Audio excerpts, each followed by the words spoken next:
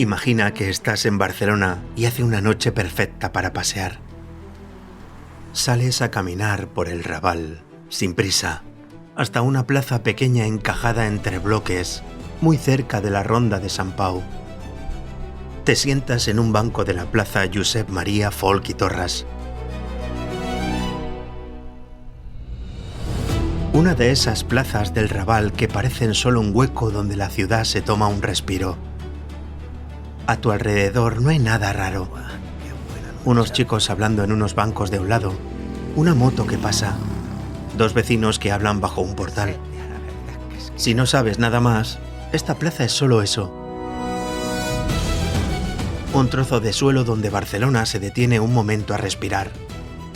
Pero si te digo que durante 100 años, el suelo que tienes debajo fue una cárcel llena hasta los topes, de gente pobre, de mujeres castigadas, de presas políticas y de condenados al garrote vil, quizá empieces a escuchar esta plaza de otra manera.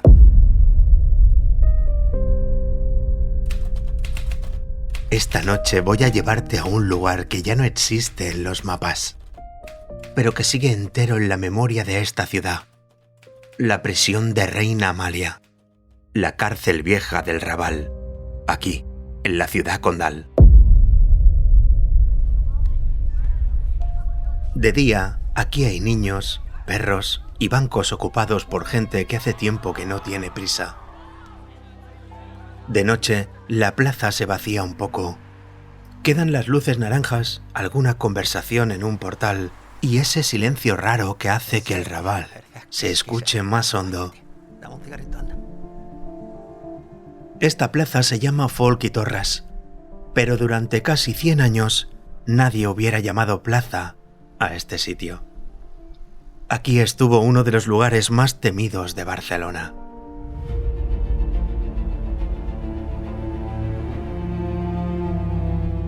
Antes de ser una cárcel, aquí hubo un convento. A principios del siglo XIX, levantaron el convento de San Vicente de Paúl en este solar, entre la Ronda de Sant Pau y la calle que acabaría llamándose Reina Amalia.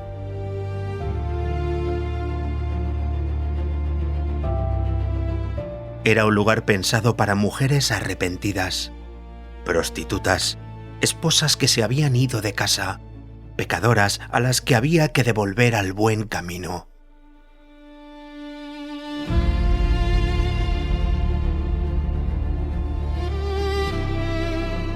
En 1835 Barcelona ardió contra los conventos. La bullanga anticlerical prendió también este rincón del Raval. El convento fue incendiado. Las monjas y las mujeres que vivían aquí tuvieron que salir a la calle a toda prisa. Lo que quedó en pie dejó de ser un lugar para salvar almas y empezó a prepararse para encerrar cuerpos.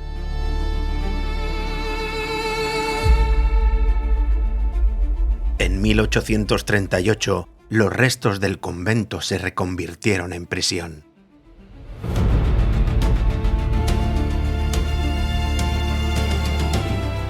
Un año más tarde empezó a funcionar de verdad. La ciudad la conocería como la cárcel de Reina Amalia, o simplemente la cárcel vieja. No era una cárcel para un solo tipo de gente. Aquí metían juntos a hombres, mujeres, niños y ancianos, delincuentes comunes, pobres sin papeles, vagabundos, prostitutas, pequeños rateros. Un almacén de todo lo que la ciudad no quería ver en la calle.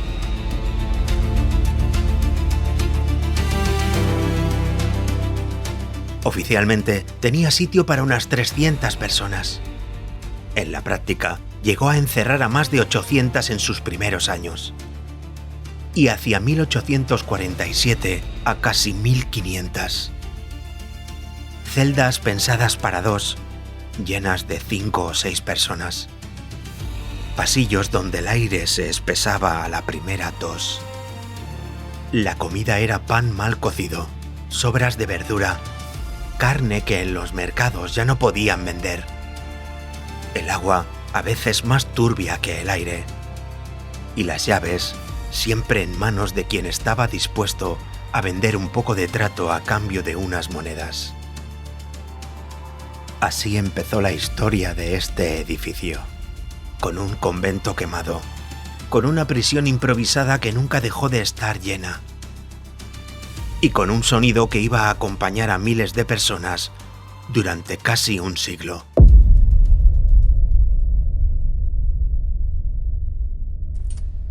Hay mañanas en las que una cárcel suena distinta. Ni siquiera hace falta ver la cuerda, el hierro o la madera. Basta con escuchar cómo respira el patio. A finales del siglo XIX, la prisión de Reina Amalia fue escenario de varias ejecuciones con garrote vil. Hacía años que Barcelona no veía una muerte así. Y cuando se anunció la primera, el morbo llenó las calles.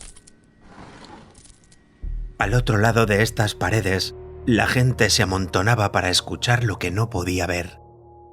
Dentro, unos pocos tenían entrada en primera fila. Funcionarios, militares, autoridades. El garrote se montaba temprano. Una silla gruesa de madera fija al suelo, un poste detrás del respaldo, y a la altura del cuello, un aro de hierro que se cerraba como un collar frío. Detrás del poste, un tornillo largo esperaba la mano del verdugo. Al girarlo, el hierro avanzaba milímetro a milímetro, clavando una pieza metálica en la nuca del condenado y apretando la garganta contra el aro. No era una cuerda que se cortara, era un mecanismo pensado para que todo ocurriera en silencio, en cuestión de segundos, con un solo gesto de muñeca. Uno de los hombres que salió por este pasillo hacia el garrote se llamaba Silvestre Lluís. Tenía poco más de 30 años, y no estaba allí por un robo, ni por política, ni por una pelea de taberna. Lo habían condenado por matar a su mujer y a su hija. Su caso había salido en los periódicos. La última vez que Barcelona había asistido a una ejecución así, también había sido por un crimen que había sacudido a la ciudad.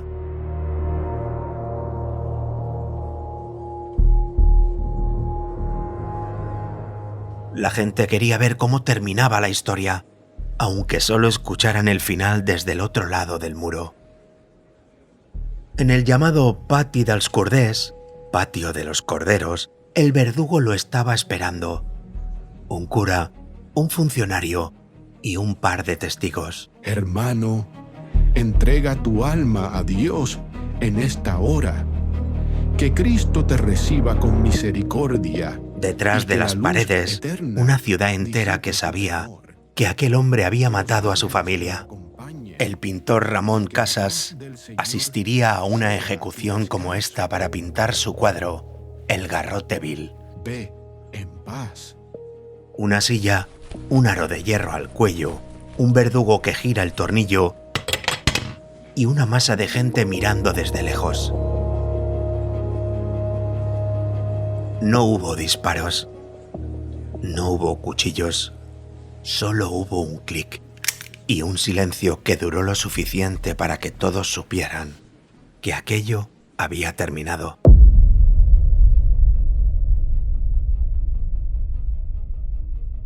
El caso de Silvestre Lluís fue la última ejecución pública en la prisión de Reina Amalia.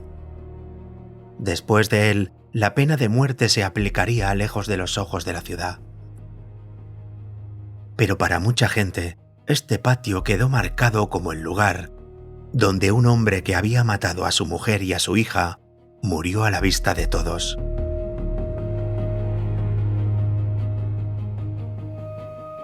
A partir de entonces, el nombre de Reina Amalia llevaría pegado ese rumor, el de la cárcel donde se hacinaba a la gente y donde, si hacía falta, se montaba un garrote en el patio. Pero los cuerpos que iban a marcar estas paredes no fueron los de los condenados al garrote. Fueron otros. los de las mujeres que llenaron estas celdas cuando los hombres se fueron a una nueva prisión. Con el cambio de siglo, Barcelona decidió que necesitaba una prisión nueva, una cárcel moderna, con patios en panóptico y celdas numeradas, pensada para vigilar a los hombres de otra manera.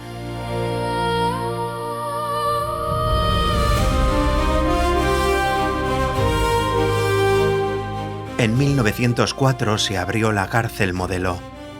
Poco a poco los presos varones de Reina Amalia fueron trasladados allí, y la cárcel vieja del Raval quedó para otro tipo de población reclusa, las mujeres.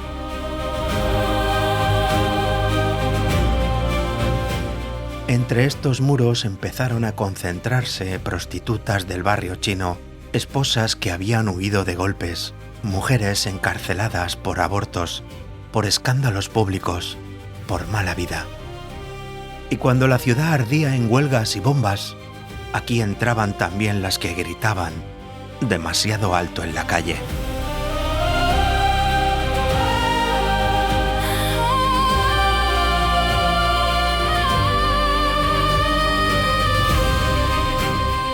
Imagina una celda pequeña, con 2 camastros de hierro pegados a la pared, una bombilla desnuda, un cubo en un rincón, y 2 mujeres que comparten el aire desde hace meses. La primera llegó después de una redada en el Raval. La detuvieron al salir de una reunión en un piso de obreros. En el atestado, la policía escribió que llevaba panfletos en el bolsillo y una pistola escondida entre la ropa. Para los informes, era una anarquista peligrosa. Para sus vecinas, una chica que había decidido señalar al patrón, al policía, al juez.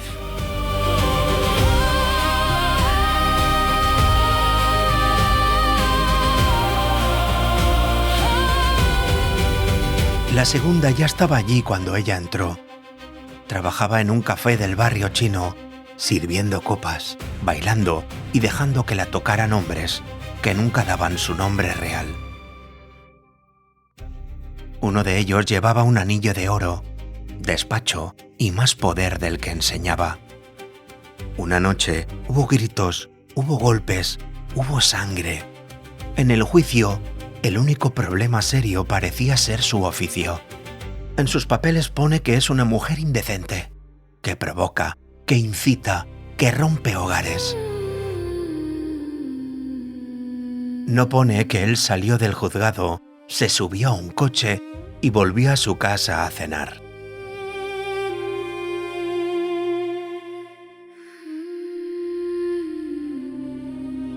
En las celdas de Reina Amalia se mezclaban historias que nunca habrían coincidido en un café. Mujeres que querían cambiar la ciudad y mujeres a las que la ciudad prefería tener escondidas. Si la miras desde fuera, esta celda podría parecer una simple estadística penitenciaria. Desde dentro, reúne 2 miedos que Barcelona arrastraba desde hacía tiempo. El miedo a la mujer que se atrevía a señalar al patrón, al policía, al cura, al general, y el miedo a la mujer que les devolvía el deseo y la culpa a la cara.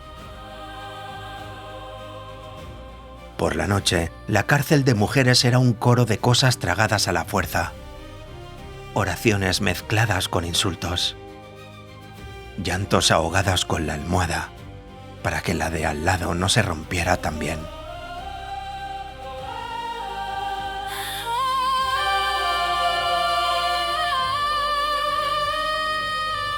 Las llaves recorrían el pasillo como un metrónomo de hierro. Ellos dormían, ellas contaban pasos. Lo que se oxidaba no era el metal, eran los huesos, los nervios, la paciencia.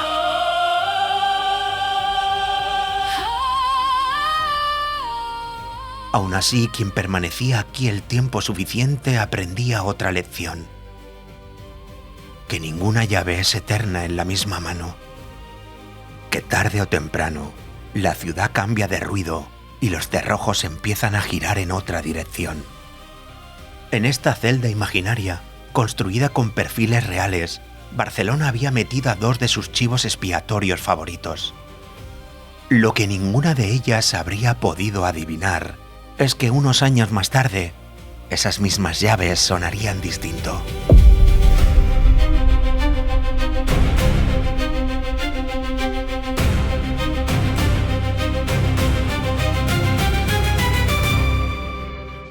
En julio de 1936, Barcelona se despertó con un ruido distinto.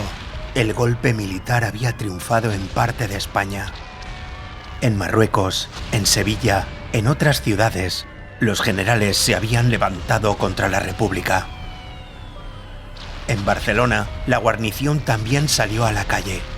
Columnas de soldados avanzaron desde los cuarteles, intentando ocupar las plazas y los cruces que les daban el control sobre la ciudad. Pero no encontraron una ciudad en silencio. Las fábricas hicieron sonar las sirenas, como si estuvieran llamando a combate. Los obreros se armaron asaltando armerías y cuarteles. Las milicias de la CNT y la FAI levantaron barricadas en barrios como el Raval, Sants o Poblenou. La Guardia de Asalto, los Mossos y una parte de la Guardia Civil se unieron a los obreros para frenar a los sublevados.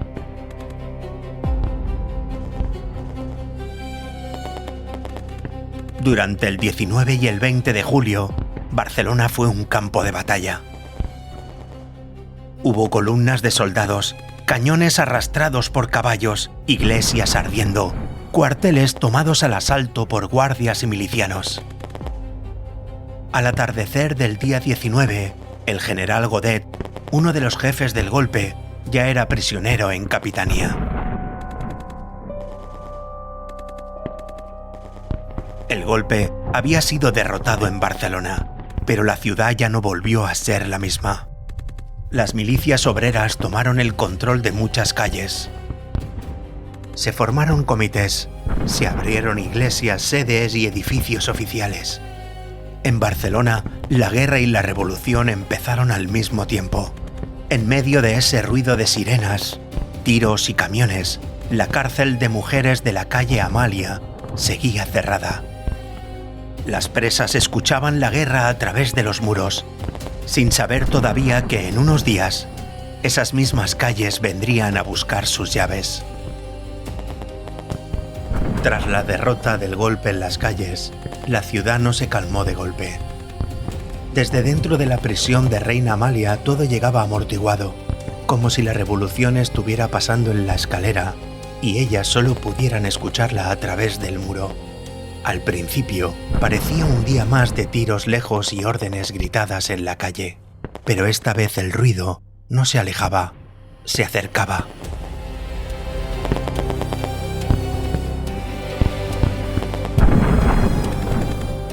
Las columnas de milicianos y milicianas llegaron al Raval. Tras tomar cuarteles y edificios oficiales, también miraron hacia la cárcel de mujeres de la calle Amalia. Del otro lado de estas paredes, las presas oían golpes secos contra el portón. Insultos lanzados hacia adentro. Consignas gritadas hacia afuera. Durante casi 100 años, las llaves de esta cárcel habían abierto y cerrado al ritmo que marcaban alcaides, curas y funcionarios. Aquella mañana la puerta no se abrió con una llave, se abrió a golpes.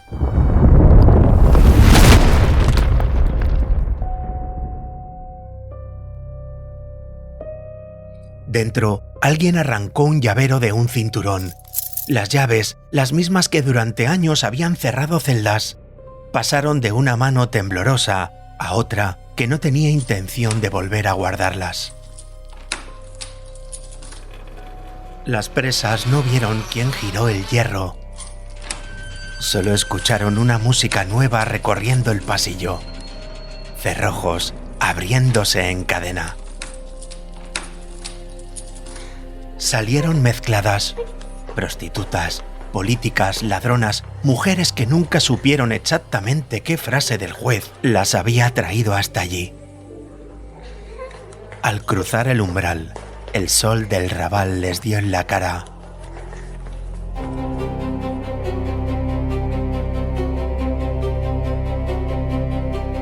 Algunas levantaron el puño, otras se taparon los ojos. Todas escucharon como detrás de ellas las llaves seguían sonando, pero ya no para cerrar su celda. Ese día, por unas horas, las llaves de Reina Amalia dejaron de ser un instrumento de castigo y se convirtieron en el ruido de la libertad.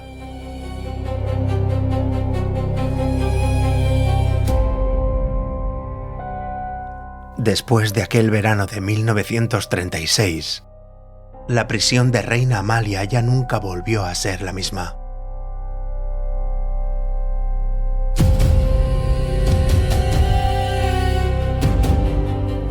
El edificio estaba viejo, castigado por décadas de hacinamiento y abandono.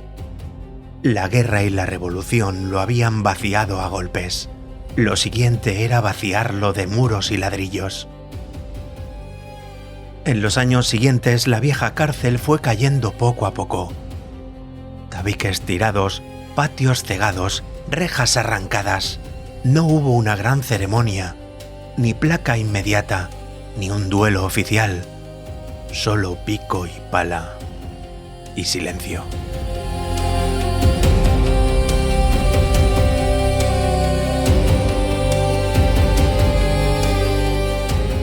Las mujeres que aún quedaban bajo custodia no se quedaron sin cárcel. Las trasladaron a un antiguo colegio asilo en la zona alta, en la calle Europa, en Las Corts. Aquel lugar se conoció como la prisión de Las Corts, el Correccional General de Adonas, otra institución donde se mezclaron pobreza, castigo moral y represión política. Hoy, en ese solar hay un gran almacén. Escaleras mecánicas, ropa doblada, anuncios de rebajas. Poca gente que entra a comprar sabe que debajo de las luces blancas hubo mujeres que pasaron años sin poder decidir ni siquiera qué se ponían.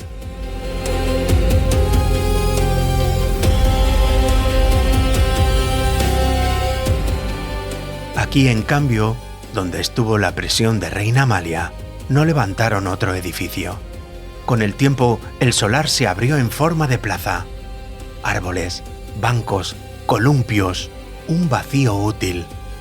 La ciudad suele hacer eso con lugares incómodos. Los derriba, los tapa con parques o centros comerciales y espera que si nadie vuelve a pronunciar sus nombres, la historia se quede quieta, debajo del cemento.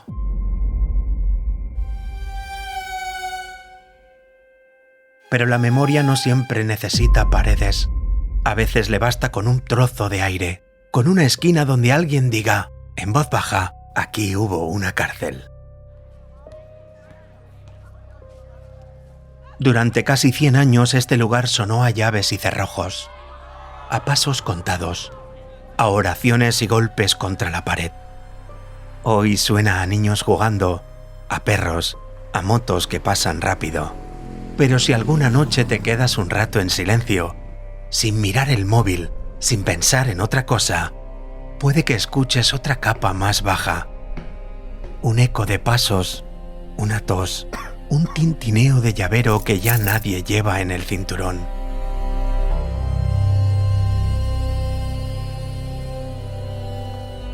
Llámalo historia, llámalo advertencia o llámalo como tú quieras. Pero la próxima vez que cruces la plaza Folk y Torras de noche, acuérdate de que casi durante un siglo, Barcelona llamó cárcel a este mismo trozo de suelo.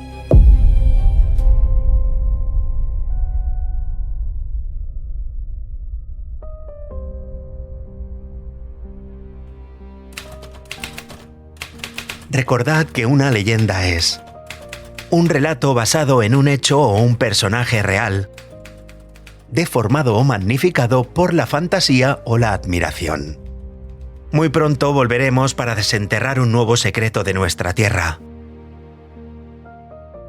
Si queréis seguir caminando conmigo por estos lugares, podéis visitar cazadoresdeleyendas.es. También estamos en X e en Instagram, donde compartimos fotos, detalles y algunas historias que no caben en el episodio.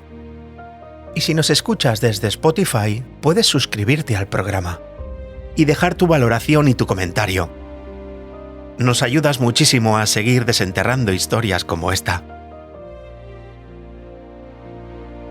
Como siempre, gracias por acompañarnos.